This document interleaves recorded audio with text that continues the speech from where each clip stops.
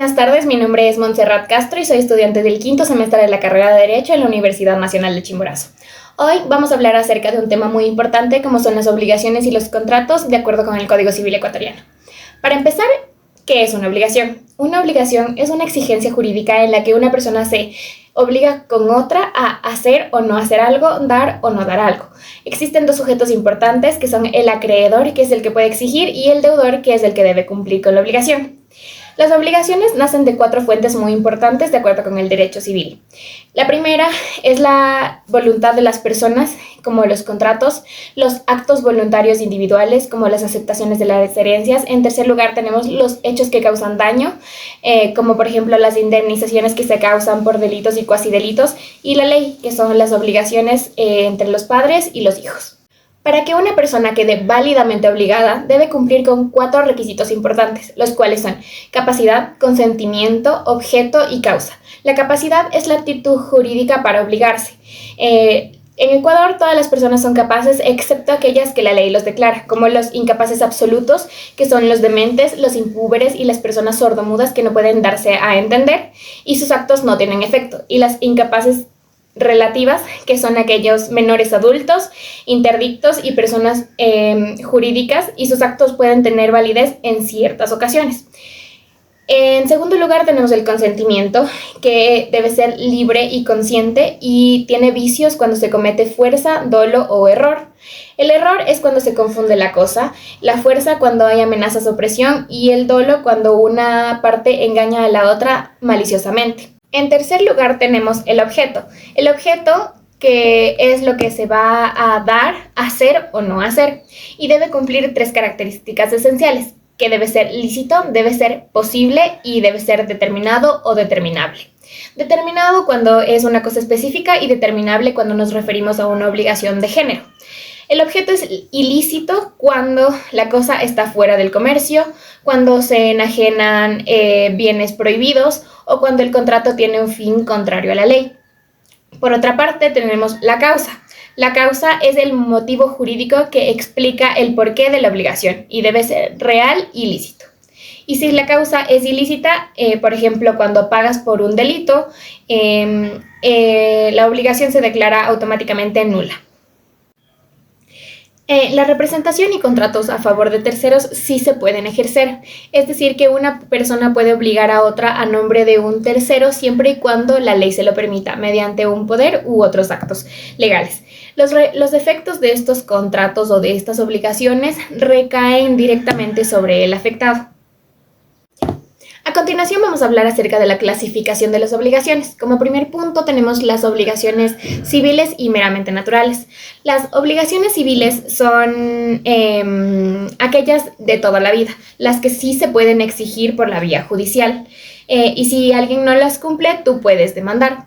Por otra parte, las obligaciones naturales son un poco más extrañas. No se pueden exigir en juicio, pero si la persona lo hace voluntariamente, es válido. O sea, si la persona cumple voluntariamente con la obligación, es válido. Por ejemplo, cuando una deuda ya prescribió y el deudor aún así la paga voluntariamente, estando consciente de que ya prescribió. Más sin embargo, si esta persona no es consciente de que la obligación prescribió, sí está en todo su derecho de exigir la devolución de la obligación que se entregó. Las obligaciones condicionales. Las obligaciones condicionales dependen de un hecho futuro e incierto y pueden ser positivas y negativas. Positivas cuando se trata de que un hecho se cumpla para cumplir con la obligación y negativas cuando algo no se tiene que cumplir para que se cumpla con la obligación. Por ejemplo, te doy mi carro si te gradúas, o negativa cuando dices te doy mi carro si no te casas. Ya, las condiciones deben ser posibles física y moralmente, y de acuerdo con la voluntad se clasifica en potestativa, casual y mixta. La potestativa depende de la voluntad del acreedor o del deudor. La casual depende del azar o de un tercero involucrado, y la mixta depende de una de las personas y también del azar o de un tercero involucrado. En tercer lugar tenemos las obligaciones a plazo, que son un poco parecidas a las condicionales, pero no son lo mismo. En las condicionales se debe cumplir con un hecho a futuro y en los plazos se debe cumplir solamente un determinado tiempo para que se lleve a cabo la obligación. Bueno, el plazo es un momento determinado en el futuro para cumplir la obligación. Puede ser expreso o tácito. Es decir, expreso cuando se determina una fecha específica y tácito cuando se determina un tiempo específico, pero no una fecha específica. Una de las reglas es que lo pagado antes del plazo que se cumpla no se devuelve y el acreedor no puede exigir que se cumpla la obligación antes del plazo a menos que el deudor caiga en quiebra o en insolvencia o que éste pierda o disminuya las garantías o los bienes. En quinto lugar tenemos las obligaciones alternativas. Es una obligación alternativa cuando se deben varias cosas, es decir, te debo una computadora o una tablet o un teléfono, pero solamente debo cumplir con una de estas obligaciones. Por lo general, la persona que elige cuál es la obligación con la que se va a cumplir es el deudor. Más sin embargo, cuando se pacte con lo contrario, el que puede elegir puede ser el acreedor. Cuando una cosa perece, el deudor puede elegir la otra para entregar, si esto es culpa del deudor. Cuando las dos cosas perecen sin culpa del deudor, la obligación se extingue. Pero si el deudor tiene culpa de que estas dos obligaciones se extingan, debe compensar el precio de cualquiera de las cosas que el acreedor elija. En sexto lugar tenemos las obligaciones facultativas. Es una obligación facultativa cuando se debe una cosa principal, más sin embargo el deudor puede pagar la obligación con una cosa secundaria previamente señalada. El acreedor solo puede exigir la cosa principal. Y si la cosa principal se pierde sin culpa del deudor, la obligación automáticamente se extingue. Tenemos también las obligaciones de género. El término de género se refiere a genérico. Es una obligación de género cuando no se determina específicamente la obligación que se va a entregar o el bien que se va a entregar. Como por ejemplo, una empresa distribuidora de arroz se compromete a entregar 10 saquillos de arroz a una tienda. Sin embargo, no se pacta la marca ni la forma de la envoltura.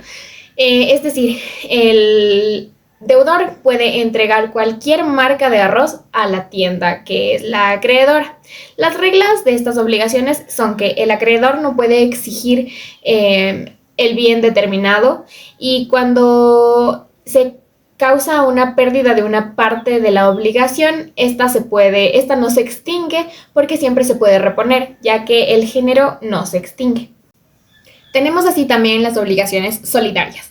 Es una obligación solidaria cuando, aunque haya varios deudores y acreedores, cada uno está vinculado por el total de la deuda.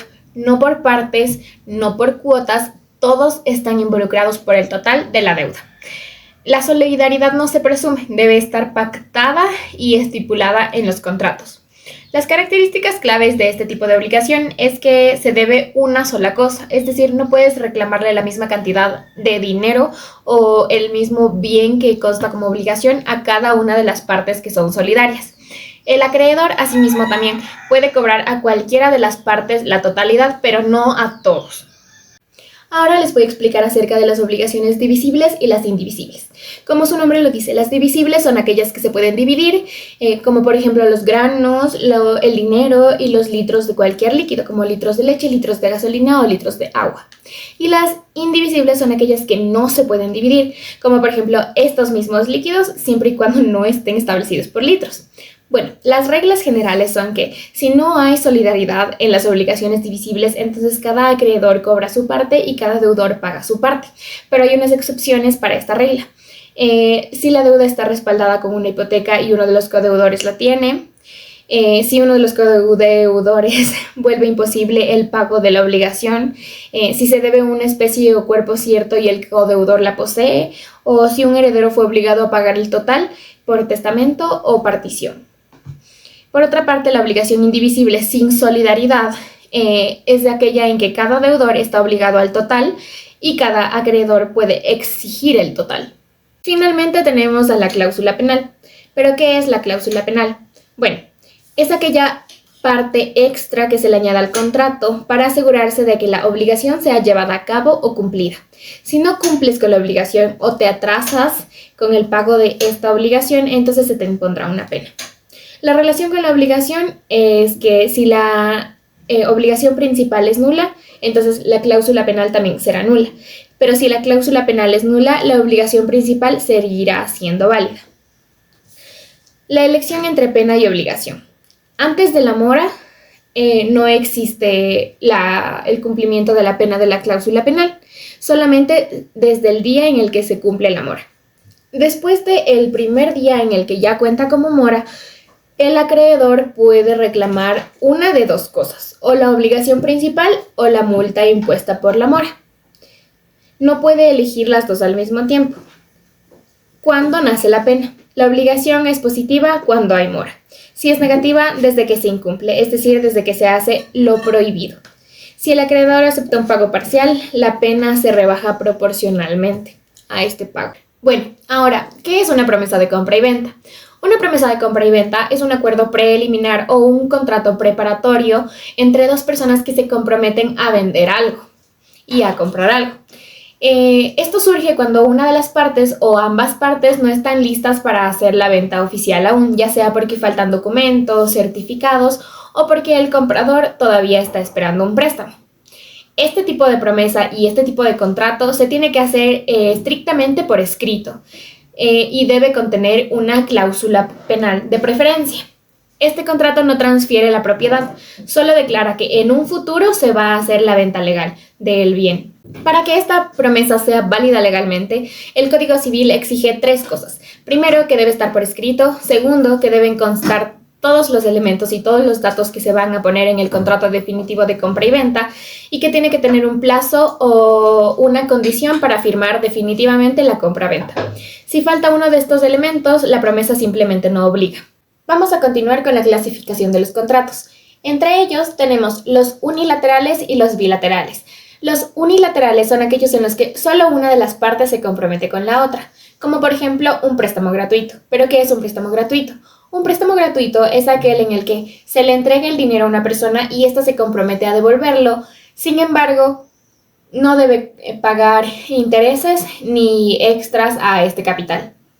Los bilaterales, por otra parte, son aquellos en que ambas partes se obligan recíprocamente a dar una a la otra, como por ejemplo los contratos de compra y venta. Por otra parte, tenemos los contratos onerosos y gratuitos. Los onerosos también son aquellos en los que las partes reciben ambas una ventaja y dan algo a cambio de esta. Y los gratuitos son aquellos en los que solo una parte recibe el beneficio y no obtiene nada, como por ejemplo la donación. Por otra parte, tenemos los contratos conmutativos y los contratos aleatorios. Los conmutativos son aquellos en los que al momento de firmar el contrato ya se conoce cuál va a ser el beneficio o cuál va a ser la obligación. Y los aleatorios son en los que el beneficio o la obligación dependen de un evento incierto, como por ejemplo una apuesta lícita o una renta vitalicia. También tenemos a los contratos principales y accesorios. Los contratos principales son aquellos que existen por sí mismos sin depender de otra cosa o de otro contrato.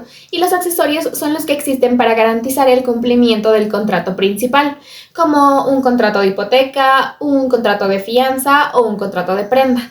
Otra de las clasificaciones son los contratos reales, solemnes y consensuales. Los consensuales son aquellos que se perfeccionan solamente por el acuerdo de voluntades de las dos partes. Los solemnes son aquellos que necesitan algo especial, como por ejemplo los contratos de compra y venta necesitan ser elevados a escritura pública.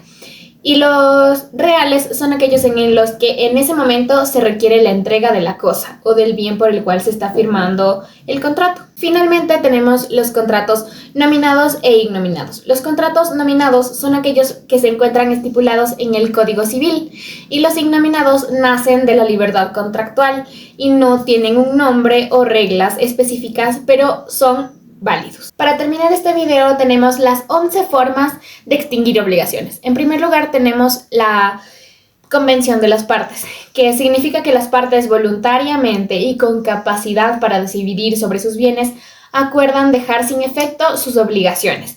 Tanto acreedor como deudor pactan dejar las obligaciones sin cumplir. Tenemos también la solución o pago efectivo, que es la forma natural y la más normal de extinguir una obligación, cuando se paga o cuando se entrega la obligación, el bien o el dinero que es el objeto del contrato. Tenemos la novación, que consiste en sustituir una obligación por otra. La vieja muere y nace una nueva. Puede ser parcial o total. Y finalmente tenemos la prescripción, que es un modo de adquirir bienes ajenos por haberlos poseído durante cierto tiempo con ánimo de señor y dueño, de forma tranquila, pacífica e ininterrumpida.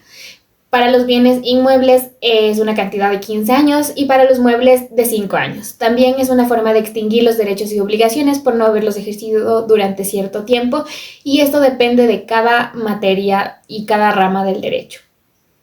Muchas gracias.